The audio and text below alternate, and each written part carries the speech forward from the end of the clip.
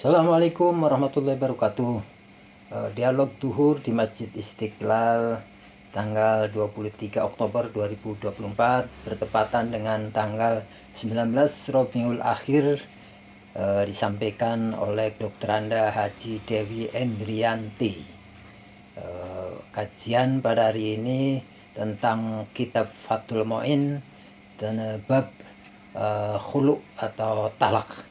Marilah kita ikuti bersama-sama pengajian ini, mudah-mudahan kita bisa memperoleh ilmunya dan bisa memberikan manfaat untuk dikerjakan atau manfaat di masyarakat, karena ini masalah talak ini kan banyak berhubungan dengan kehidupan manusia ini. Mari kita ikuti bersama biar kita itu bisa memahami apa itu talak atau khulu.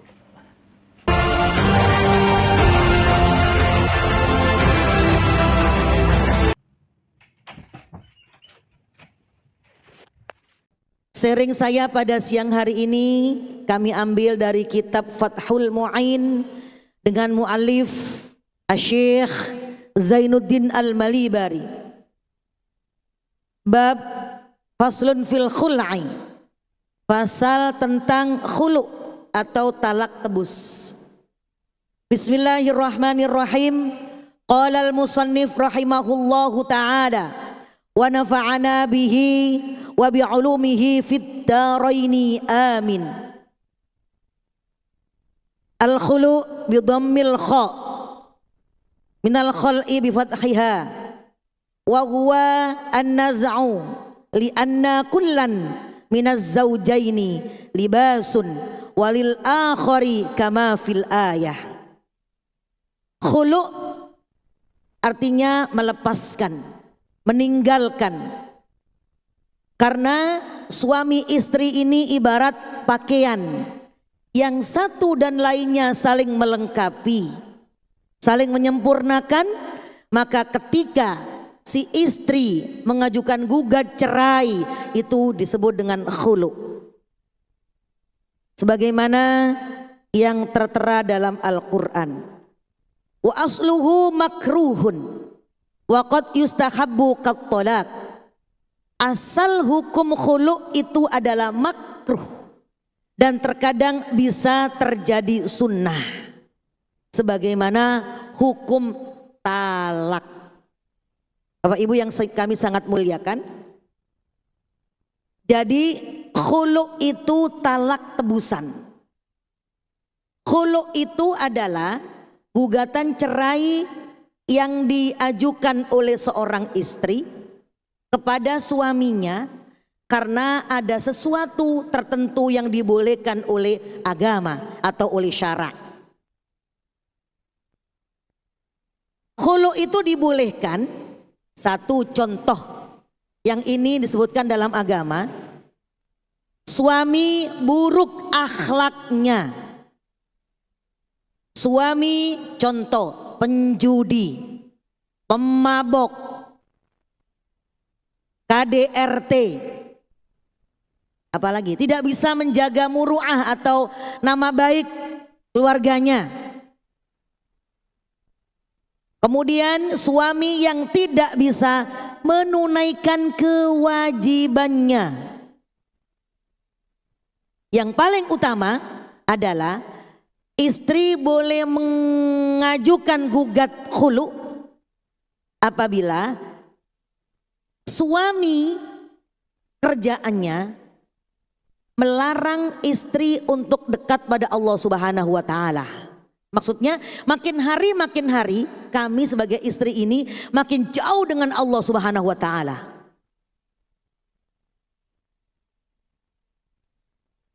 Ini contoh diantaranya adalah yang dibolehkan kaum wanita untuk mengajukan khulu.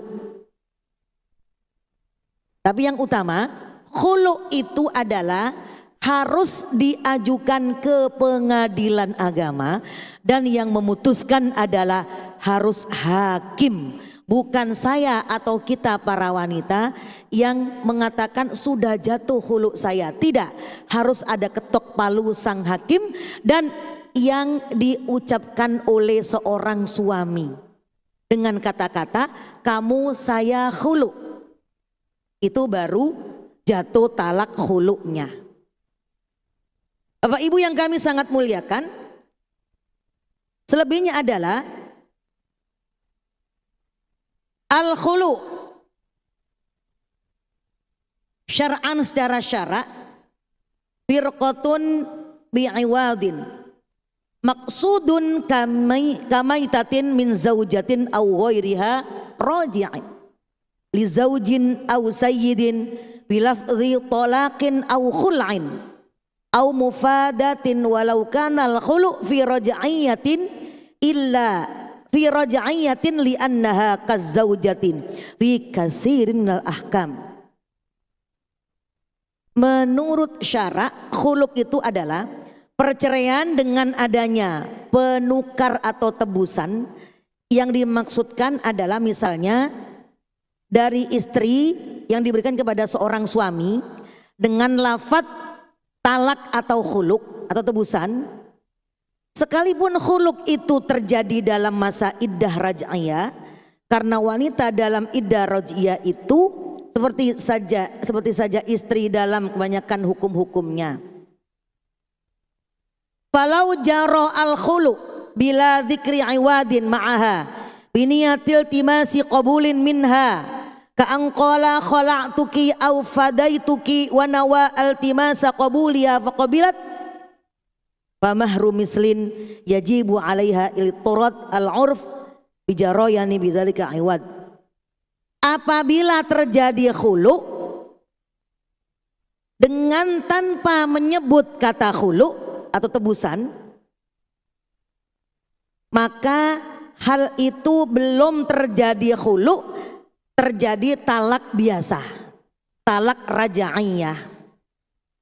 Jadi syaratnya terjadi khulu itu dari seorang suami, putusannya dari hakim. Seorang suami wajib menyebutkan kata-kata aku khulu kamu,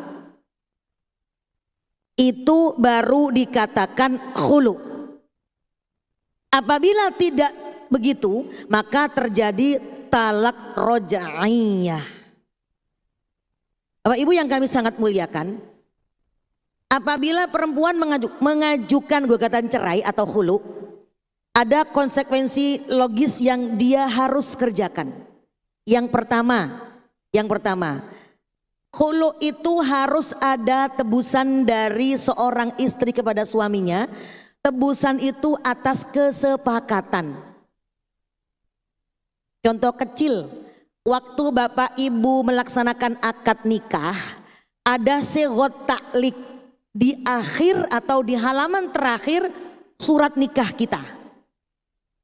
Yang intinya begini, apabila seorang suami abai dalam memberikan nafkah zahir atau batin selama sekian waktu berturut-turut, maka seorang istri dibolehkan mengajukan gugatan cerai kepada pengadilan dengan iwad atau dengan tebusan,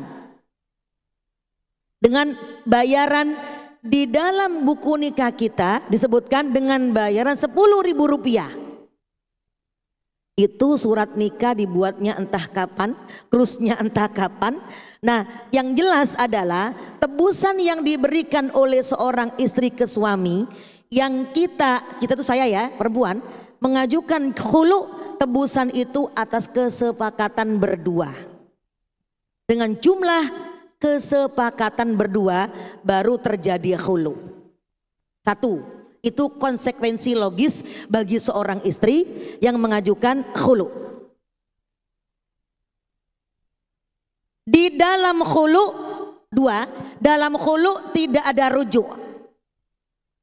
Rujuk itu dilakukan apabila pasangan suami istri melakukan tolak atau talak raj'i. Tolak atau cerai 2 kali, belum 3 kali. Apabila suami istri atau suami mentalak istrinya 2 kali, pertama dia menceraikannya, kemudian dia rujuk atau nikah kembali, hitungnya 1. Yang kedua ternyata cekcok lagi, talak lagi atau cerai lagi, hitungnya 2, kembali lagi 2. Ini yang kita bilang talak rajai. Apabila sudah ketiga kali diceraikan oleh suaminya, ini yang kita bilang dengan talak ba'in kubro. Tidak bisa kembali dengan istrinya kalau dia tidak ada muhalil.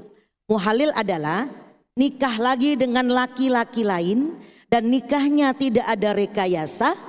Apabila yang ketiga itu dengan muhalilnya dia bercerai, maka suami yang pertama tadi boleh menikah kembali dengan istri yang ditalak ba'in tadi.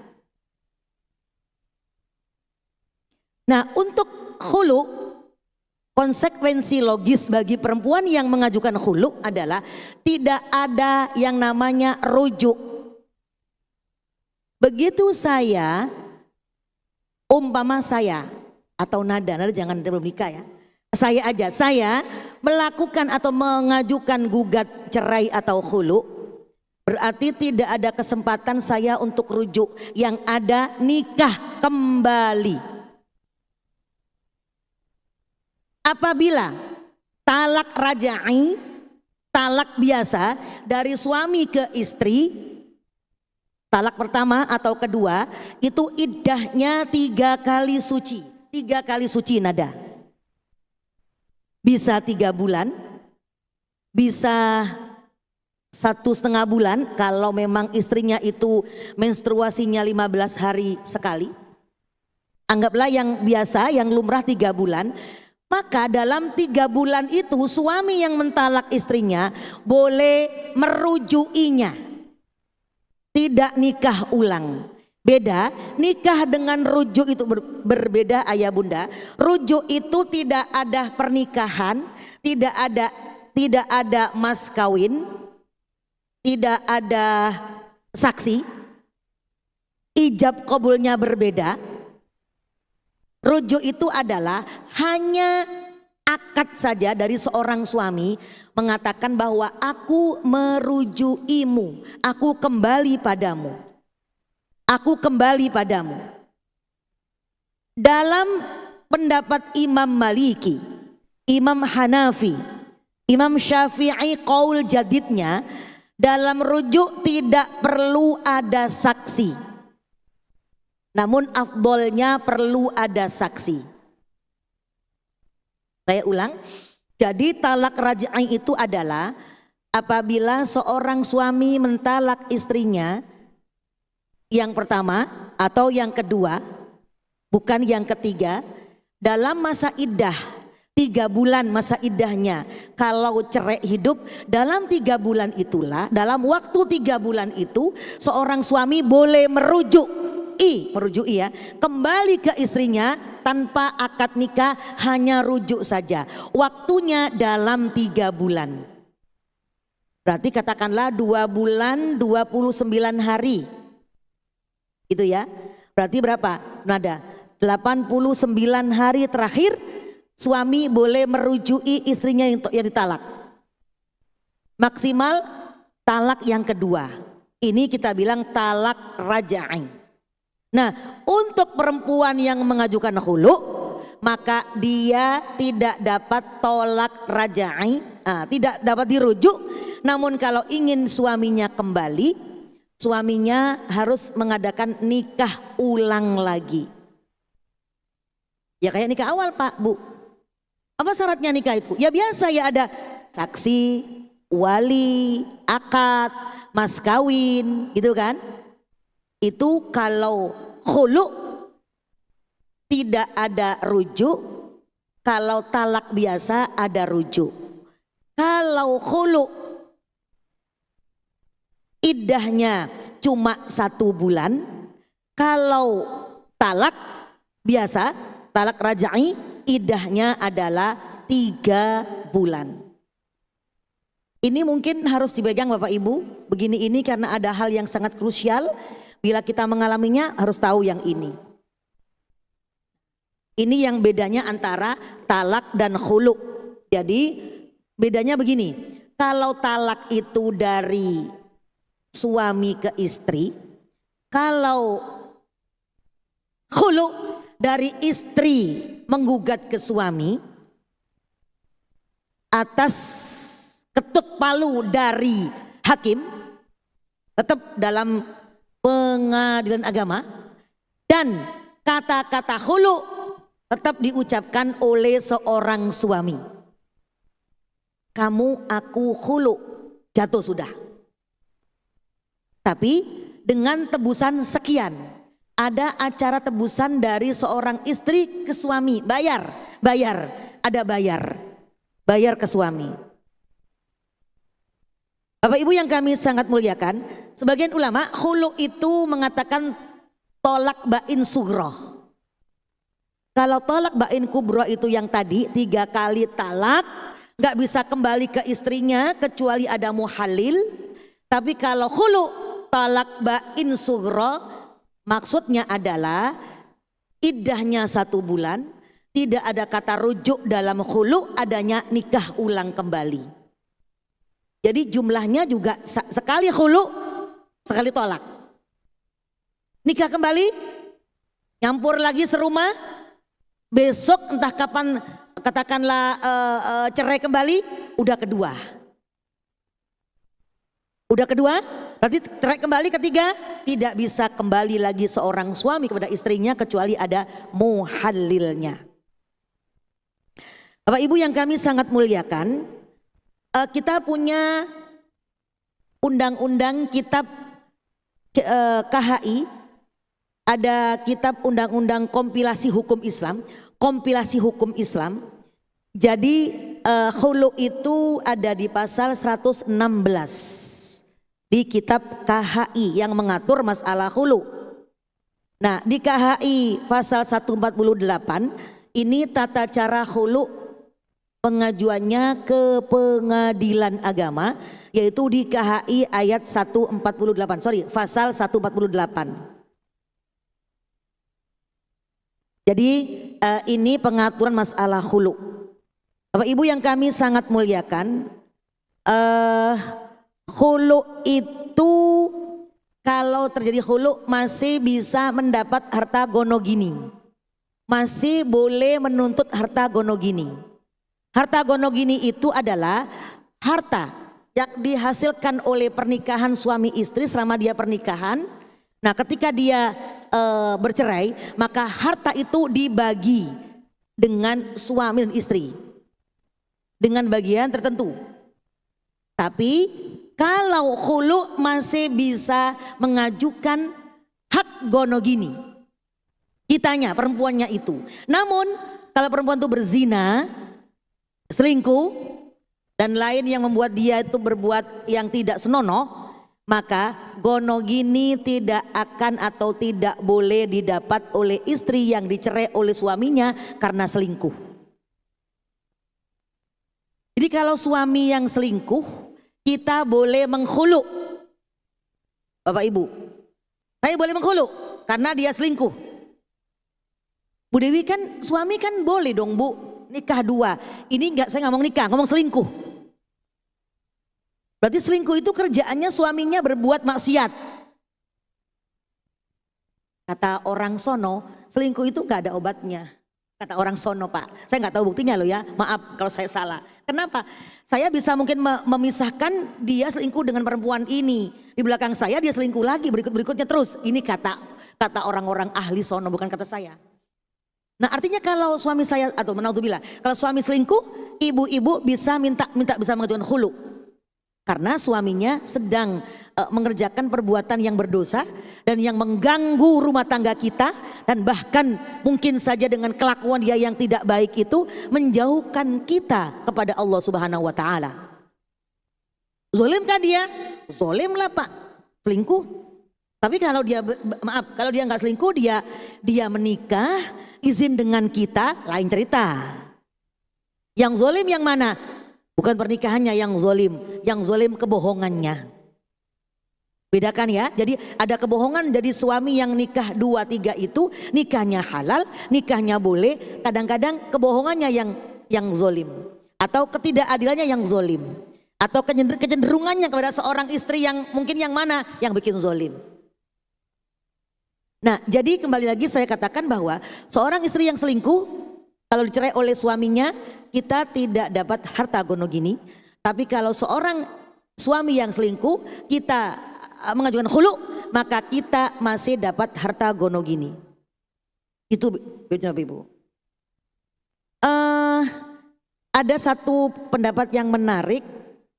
Jadi ini yang saya baca dari KHI, kompilasi hukum Islam, pasal 97. Apabila suami tidak bekerja, keputusan Mahkamah Agung nomor 20226 KAG 210, apabila suami nggak kerja terjadi perceraian, atau boleh juga kita menghulu suami kita atau suami kita menceraikan kita. Ini saya ngomong harta gono gini, maka kalau suami nggak kerja, suami dapat 1/4, istri dapat 3/4 dari harta gono gini. Ini diatur oleh undang-undang negara kita. Kenapa? Karena dia tidak bekerja, masih dapat dia Bapak Ibu. Tapi kalau yang kerja suaminya, istri nggak kerja, ini bagi 2. Kenapa? Hakikatnya rizkinya suami, rizkinya istri. Itu hakikatnya begitu Bapak Ibu yang saya muliakan. Jadi ini khulu dan segala macam obor rampenya dalam masalah yang saya terangkan pada siang hari ini. Saya teruskan. Oh udah, yaudah, Nada silakan. Katanya udah, nggak berasa ya kalau ngomong khulu karena semangat dong sayanya. Ya oke lanjut, Nada silakan. Tes, mungkin kepada para jemaah yang ingin mengajukan pertanyaan kami persilahkan. Namun jika tidak ada, berarti nggak ada masalah Nada, ya kan? Berarti Bapak Ibu yang ada di masjid kita ini berarti baik-baik semuanya, nggak ada yang bikin khulu gitu ya, nggak ada yang bikin fasa atau nikahnya. Kenapa? Ya karena baik-baik semua, gitu kan? Ya, baik Bapak Ibu, lanjut dulu sedikit ya, ada ya. Bapak Ibu yang kami sangat muliakan, saya teruskan dulu. Ini ngomongin khulu lagi. Wa idza bada'a az-zauj bi sighati mu'awadha ka talaqtuki aw khalaqtuki bi alfin fa mu'awadatun li akhdhihi iwadun fi muqabalatil bud'i al mustahiqi lahu. Apabila sang suami memulainya dengan sighah mu'awadha, tukar menukar, misalnya engkau saya talak atau engkau saya khulu dengan menukar 1000, maka menjadi akad mu'awadhah karena adanya sang suami mengambil satu penukar ganti. Wa biha syubun ta'likin litawaqqufin wuqu'it talaq biha 'al qabul. Mu'awadhah di sini bercampur atau berbau ta'lik, yaitu mu'awadhah mu'allaqah karena terjadinya talak dengan mu'awadhah ini talak pada akad qabul.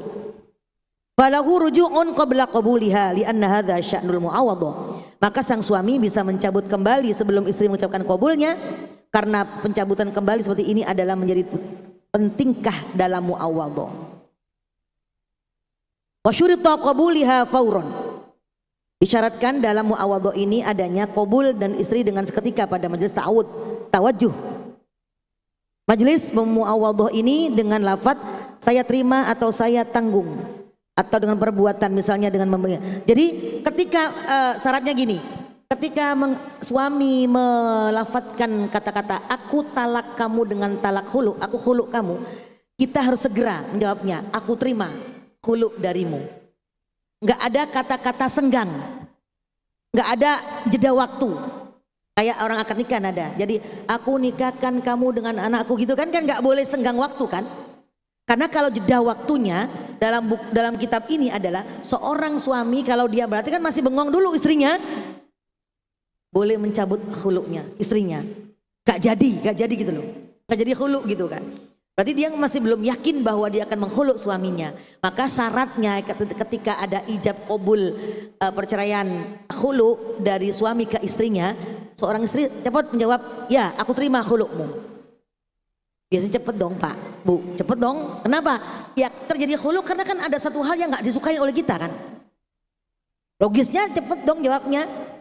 Bahasa katanya gini, udah sebel banget sama lakinya karena kelakuannya, karena akhlaknya gitu kan. Makanya saya mengajukan khulu gitu. Nah ketika saya gua disebutkan, ya saya cepet dong, ya saya terima khulu kamu. Karena dalam kitab ini kalau nggak segera ada jeda, berarti seorang suami bisa mencabut khulunya itu. Begitu. Jadi apa namanya itu ya. Yang paling utama begini, perceraian atau khulu atau cerai biasa, seorang suami dilarang lagi minta uang mas kawinnya. Sangat dilarang minta uang mas kawin yang dikasihkan kepada istrinya, gitu kan? Ketika kita sedang dicerai atau khulu, menghulu suami kita. Suratnya Al-Baqarah 229. La yahillu lakum an ta'khudhu mimma ataitumuhunna syai'an illa ayyakhafa alla yuqima hududallah. Fa in khiftum alla yuqima hududallah fala junaha alaihima bima iftadat bih. Jadi ini ayat dalil tentang membolehkan khulu bagi seorang istri dan tidak dibolehkan seorang suami untuk meminta kembali mas kawin yang diberikan kepada seorang istrinya dalam hal talak mentalak ini. Ya, Nada cukup? Ya, Nada yang tanya. Halo.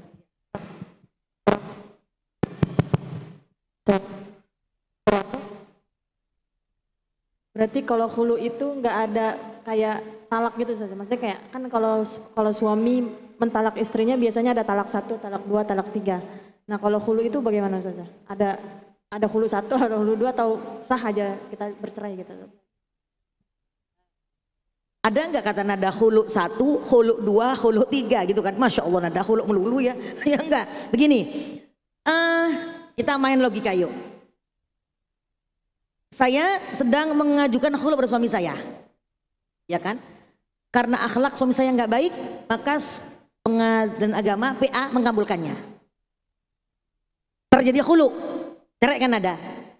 Berarti khulu yang terjadi saya oke kan khulu cerai kita. Itu cerai 1, talak 1. Talak 1. Ternyata begitu berapa bulan kemudian pengen nikah kembali. Ya kan nikah kembali. Entah kenapa terjadi, saya cerai lagi. Cerainya bisa khulu, bisa dia nyerek saya nada. Kalau khulu kan dari saya ke dia. Kalau talak dari dia ke saya. Nah kalau yang kedua ini saya cerai biasa nggak khulu, berarti talak kedua nada. Ngumpul lagi, yang kedua ngumpul lagi, rumah tangga lagi sekian tahun, cerai lagi. Entah khulu, entah talak biasa, terserah. Yang ketiga ini talak bain kubro, berarti udah nggak bisa lagi ngumpul saya dengan dia. Jadi khulu yang pertama atau khulu berikutnya atau yang berikutnya, 1 khulu dihitung 1 talak, gitu loh nada.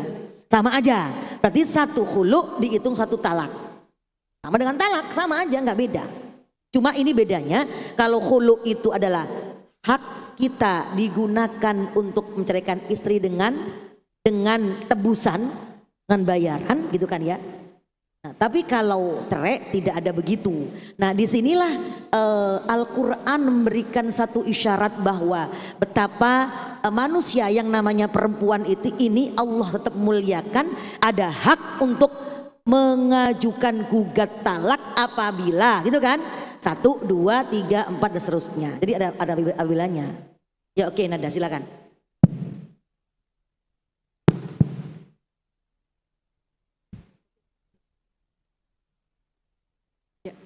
Baik,